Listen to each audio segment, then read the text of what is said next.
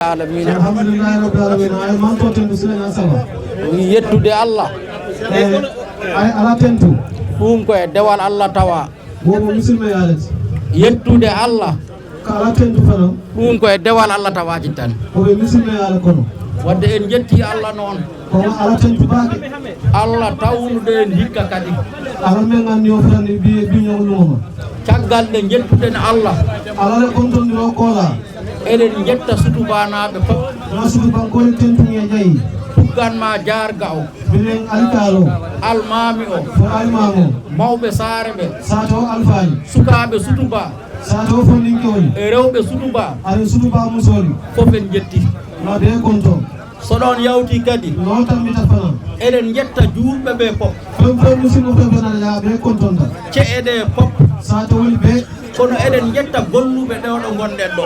bari momen yaala kadi nangal biɗo ko fotata biñoto ɓe woni kontona baake baake wala mi commission puntiwolde so golle ɗe pewano en mbawano ɗo won pewirani ne wontumam bara ken ɗo ken te futata biñol woto wadde golluɓe ɓe eɗen jetta ɓe woto men yo bara ken ɗo ken ɓe kontonam ɓe ƴayina yo Allah yoftuɓe moƴƴere ara ministre ke barola ko koye maɓɓe noon ɓe gollani bari ya ke fanne en so ɗum yawti no tambita eɗen jetta ceero Saydou ɓe ceerno Saydou kontona kanko e président commission ji ɗi pop ana re bureau moli ɓe kanko e Mamadou Diallo ari Mamadou Diallo kanape Sara Ndaw sara daw filifen ka fo Jobbo Diallo nete bulu mo Sinthiou Malemo ɓe Sinthiou Malem ɓe Sinthiane Koundara anen Sinthiane Koundara kala commission ɗo woni commission oɓe tawoɗa eɗen jetta ɓe ya a heeɓe konton kala garɗo ɗo fen fennata jam eɗen ñaago Allah mais ala danila nde Allah naftata ɓe e dow jam ala moy ñimma nata ñimma e sayi continuen golle noon na ɗo ko muta neɗɗo so aɗa golla golle mo ni ɓe ɗo ko men na aɗa tini golle ɗe ina moƴƴi yajuɓe ɓe ɓen ɗo ko kamɓe ɓe teyari aɗa tini golle ɗe kisaɗi hen yajuɓe ko ñatotaɓe ɗo ko ñinto poɗɗa ko nangude golle ɗe i ñante wakkilal o ɗo ko woto tinnanoɗa golle ɗe ye wakkili ye bombaga to ko ɓooyani ko aman jam fa le 4 janvier e tildantan koman to so tawi eɗen tesko nin hakkiloɓe ƴee en mbaɗino audio o jooɗo keta groupe oli kono audio o so en jiiɗi o joni nin a lafi tugnoɗen hen misi continue o jola wonta inde commission o asi keno wayga commission o tooti woni ko commission fedde renore kisal jawdi wona muñin commission o ti commission fedde renore kisal commune ɗo ka Babacar e audio o mbimi hen o joni a ko fedde renore kisal pittali yimɓe ako commission o ñin man dan ɓeyan kantoɗa man hani haɗamadi wolni woli commission o ñin ɓa kantari neɗɗo so jawdima hisani haɗamadi mo nile nafulo man kana fittaduma hisata e niwota kananola so jawdima hisi nile nafulo tankata fittaduma hisat e niwo si tankano e sewo holko adduno ha kalɗen ɗum munde a saba yokkuma kamo fo wonko kewno ɓuratum hewta mbimi so ɗum ruttanoka ako men tumɓe kerim foloto nooma murugoma pittali ina mbawi tunude hen keno tum si kenonga ñoofa pittali ina mbawi warede hen ñoofa si keno ɓayti noon ɗum ruttama ɓawa alayake o murda wonti fedde renore kisal pittali to commission oñen ay beele tanka goto fof hande pittani mum ina hisi fen fen ni ɓe jabbiɗi niwoɓe sewori ɗo koɓe te niwoɓe hakkiloɓe tenkudi kala mo ala jawdi hani nafulo teɓudu aɗaminaki aɗa hisa malla ala ka fo koye sikkana saabu koye lartugol jawdi ka to yiɓe lahirina pour ye nafulo soto mbawɗa tilfade e si nafulo ñininno fo niwo e tuwato wadde ɗum ɗo en ako ñin ɗum kala goto fen fen ɓe jam wuti wi ko goɗɗo gollanta kana fo mbake kam molede yo wat ko hoore mum gollanta akke komi koye mbake ke fewle Allah noon wi ala ko inna allaha nam la yughayyiru ma bi qawmin hatta yughayyiru ma bi anfusihim nam Allah so waɗani en hunde koni ala e kukeye Allah ittata ɗum ala buka bo de so wona guittanen ɗum ko e men foni mum famoli ha bo no wano ni aɓe tumɓe ñamen Allah jippotako ala te jiila nanga waɗannoɓe ɓe meni tum mbake kan aye muta Allah warataɓe ala te faala lajje mumen jottani isiwoma ban kono enen nde dariɗen barintel wurta watu men nan loota tan sansima woni sanseta wadde hunde pop ka woto fewo fe ko e dental ka fole karake woni ko wuurata ka fole kara bambandi nangodiren alenga nyomuta duuɓi jawtiɗo san tamita ko manto jam so mi yiɗi na lafita mi wiya hay gooto asa ko hanimo kilin fayda wonano kisɗo mo mo woni be baluri mala baluri men kam me be riskila kono to diine muɗum me be riskila kono wotumo sabu hay sa wujjoyani ka to hanni man suñaroke ɓiya ina wujja idimo be suñarola ñaama ibado mo kam so ɓiya wujjani ni dimo man suñarike miña ina wujja ido be suñarola walla mawna walla koto ñaama ali be den bado so ɓe fe mbujjani ni ñini be ma suña koddijo maɗa ina wujja isiño suñaroke ñaama al sidengal yaado te ñamɗo ko laaɓani pepe ni efendo mo memman senia diina makko hisani ele misilma yata bammanora so Allah artiri en gonɗo lawol ni ala ñin silo natin kan eɗen mbawide diine men hisi sa fono binde misilma mutata diine hisata misilma asi musa deme ko e ñamde ko laaɓi ye fe halalo domo ɗo tan yoni fedde nde ñin damnan ka ñanta commission e sernude yimɓeɓe a seede yala en gandi moƴƴuɓe ɓe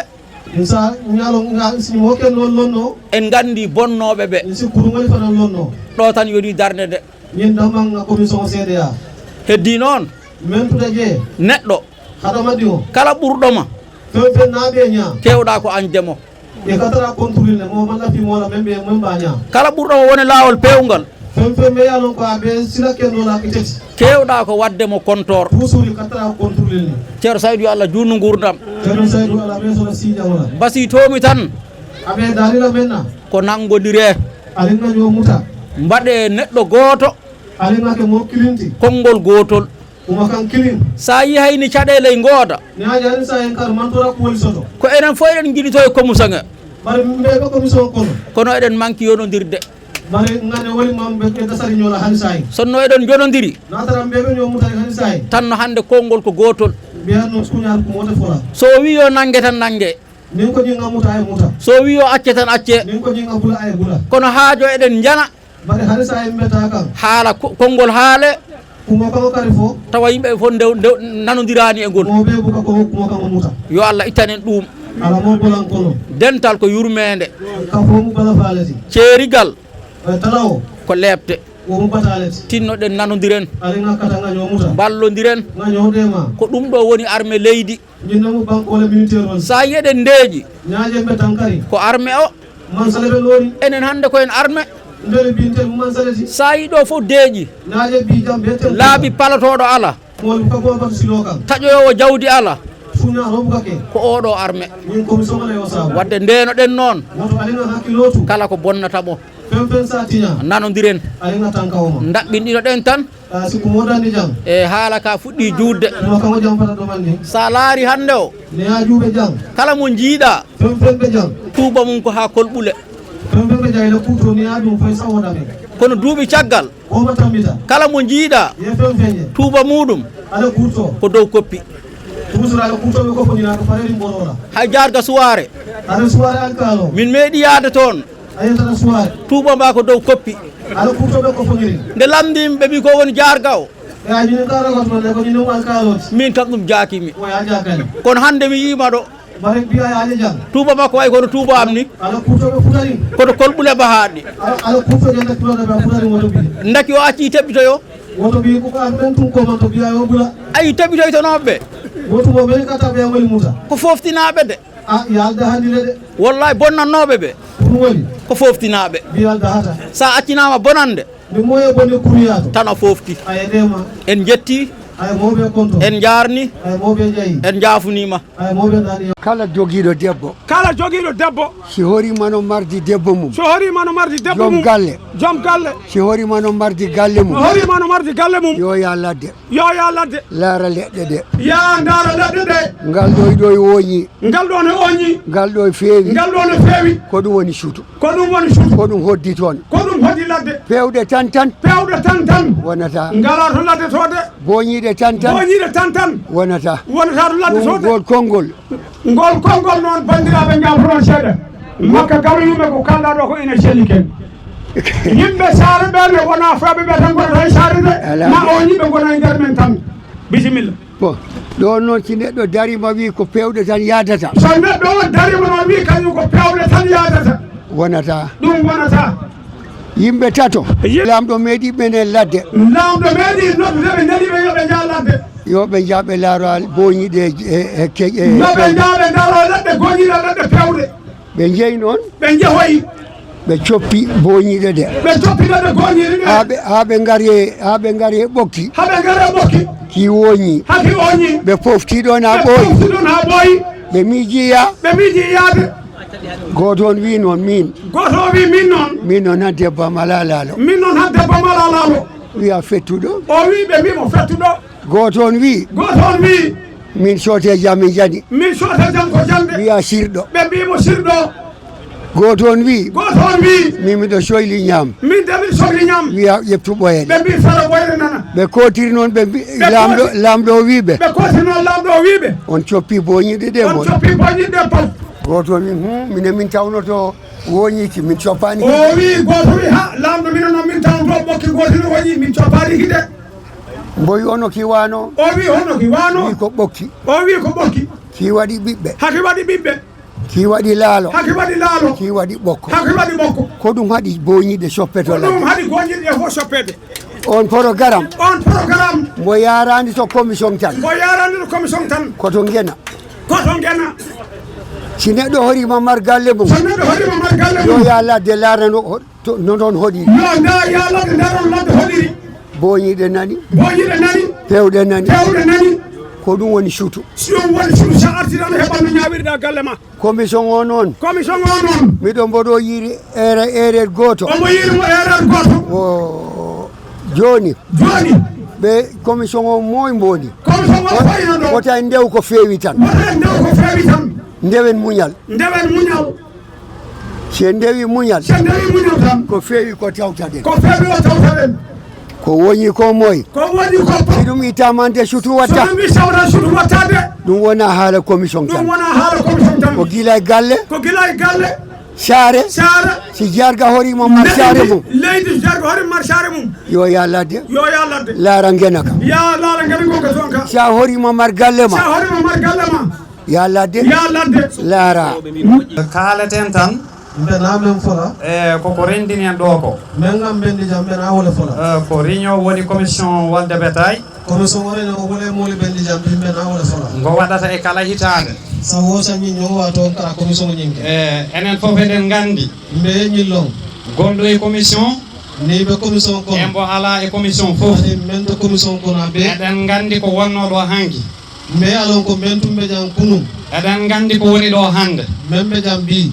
hanki kunum so tawi jawdi ma wujjama ni le fen filta hay immadema yilloyo jawdi ndi pour kata ñinin damman tawaɗaɗa hen jogui kulol o famomum dow kuɓalati holko woni kulol ngol munnamo sila ñaati sabu aɗa ɗamini kaatu hakkiloɓe ñin kan so tawi a yeehi ni tata aɗa wawi heddade hen ini aussi tunoato e ballal Allah ala demaro kono e nelaɗo muɗum ana ale kiila Allah waɗi ala ko ceerno Saydou en ceerno Saydou ñoli e fedde nde ɓe gondi nde anen kafo tomali woni bureau ndeni ɓe jang ɓe ndendini peeji mumen ga nefere ñimali kafu ñoom miijoji mabɓe aɗa nemira ha kendoli ɓe mbawi darnode nde ɗo fedde gañin commission o so a yi noon hitande foof ne aje saw hosan yimɓe ina naata hen moliɓe ɗum kan golle ɗe ina jaara hen yeeso dow koñineɓe kekanga ñama ko gonga woni hen toñale baato saabu en nani haaloyel pular ina mbiya kadungamo kumalala so a yi hunde nde ɓooyi ne aje kuwo meta Allah ina wela ala ɓe kafuringa kono noon kadi gonga ina tawa bare toña fenen ɓela kono en jetti Allah ala tentu en jetti pelle gambinaɓe foof ga gambi commission ngol ɓe kon ɗon fedde commission Sinthioumalem commission Sinthioumalem nete bulu ha commission Makakoli Bantan kala ɗo fedde wawi wonde commission o ɓedda woɗa en jetti ŋe konto en calmini ŋe tentu ŋe jeeyi kadi ɗum ɗon foof e waade woɓe so a yi woni ñaaƴowo ɓe keta ko ballal Allah alala demaro e ballal monsieur le maire are maire Oumar Dem le demaro woni Oumar Dem maire Oumar Dem kala ko faati e développement commune Doga Babacar fe alon ko nyaato tale mum Doga commune o ko walla mbi en ni région Tambacounda walla nga fo Tamba région o be walla mbi en nder leydi Sénégal walla sa fo Sénégal banko kanko monsieur le maire jamma ñaloma ko dariɗo ate monsieur le maire fe mu banko le nyaato tate surotil to ale te lokam mo molet o fadani en hay goto ama mo batola jamma e ñaloma suuto tilito omo dari aɓe loori omo wiya yimɓe ɓe nangodire aba fof kam woni alinga omo wiya yimɓe ɓe ndende alinga kafu te nde ɗo fedde ñin commission o en jetti Allah nga ala tentuwa kam kono kadi en jetti fedde nde nga ala tendu kuma commission o nde haɓima ɗo ko heewi commission o ñinga ay kujamale kele jam majjere wonnode ɗo nde filoɓe ɓe jam wotumo fedde nde ari itti majjere nde filoɓe ɓe jam wotumo commission o ñin loota e filo ñin bo neɗɗo ara wujjuma jawdi mo hena e lefe mo suuña ganda ko kañum wujjuma jawdi yalon bay karle lefe mo suuña wona ko yo a ƴeftu kalis ma yeele koɗo bo aɗa ñaagoyo neɗɗo o yeta dani koɗola aɗa ɗum welno iba nenela pour mbawa heftude jawdi ma pour foy si lefe mo sota aɗa andi ɗum kam ko majjere a wotumo mo yalon ko wotumo ɓe filole kono kadi e wasde rendude anin kamɓe mbaliya saabu goto fof so woppidama e hoore mum a min ɓe ketam fanti andu hulat ko heewi a kujama ɓe tiñala so a yi tan en mbawi ñaaje nattoroke ko eɗen ndendi ndenta commission men o hikka iya e duuɓi jeego e natana jeeɗiɗi ne commission o e ñinanema sañƴi woro taɓe dumpanga sañƴi woro mbula ñam kono ko commission o golli he kombo liggi kay humpani han yimɓe commission o e men doku ana e men kele o mammo kumpa kombo itti hembo waɗi humpani hay goto ay men bo ana e men doku o mammo kumpa ko heddi noon men tuta ƴee so tawi hande en kawri min gañi radio gona sifake poɗɗen ɓeydodirde fo ñantañola faala caɗele goodi ha heewi hade sa inna kole aliber keri hande o poɗɗen huccande min ñanta kolo ñatina mum kole a sifala ko holno poɗɗen waw yuɓɓinirde golle men ɗe mi sinna ɗo ko tentendinoñamen hade sayi saabu caɗele e goodi e golle he ha heewi ka to hade sayi koleya kooli ɓe mbullenan ɗo ko kono hade sayi ko zone ji nayyi ndendi e commune Doga Babacar Doga commune o sonnani wolle ɗenta commission mo ñinno ko jiida e pelleje goɗɗe noodiɗe mais yalon ko commission kote gonɗate je sonnani wolle ɓe ɗum ɗin Doga commission ola il foti han si en ndendi min ñanta bi nin kafuta gokkodiren kakkillaji gaño son hakkilola hono poɗɗen waw wadde ha golle ɗe mbawa en newanade enen foof sa keno ñaadi pour ne ɗo kuosi sonoya mbulñamen ane sayi si woodi caɗele e golle he ka to koleya kooli ɓe mbulle hade sayi ne ɗo kuo kono kala zone e zone wo zone si i wawi haal caɗele mum ɓe sile koleya fonole so tawi tan en mbaddi noon nin ngoke ɗoron Ousmane ma taw caɗele ɗe gustan to en ina koleya sitala bake fanande commune Doga Babacar fof fan Doga commune o ɓe ɓi famɗi saare nde ala he commission sa to mi yalon ka mantarañin commission kono fayda wote keeri hande oɗo woni ɗo tembo men to ɓiɓi ɗaɓitere ñinindirole karola fatani ñam kaali commune Doga Babacar ñinindiro dépense ma ñannakela woto so tawi en jaɓodiri min sontañoma no poɗɗen keewal ni mi siyata ñame selliri noon he men ɓe men fo kan naɓe kende arin sonde moli kono woña en potani ittude dépense ɗaɓitere hande koɗo mo ñambola keeso kono kommeta fen filiri wala ñininna saabu hande wujjama o ustima mbi suña ro talata bakke ko majji o heddi ne fengo filta mbi wala ɓe siyari kala noon ko majji fen na filita so ɓilaki do ladde nama minin wuuro kono wonɗo woni hen e jofde aɓe ɗon ɗone kore o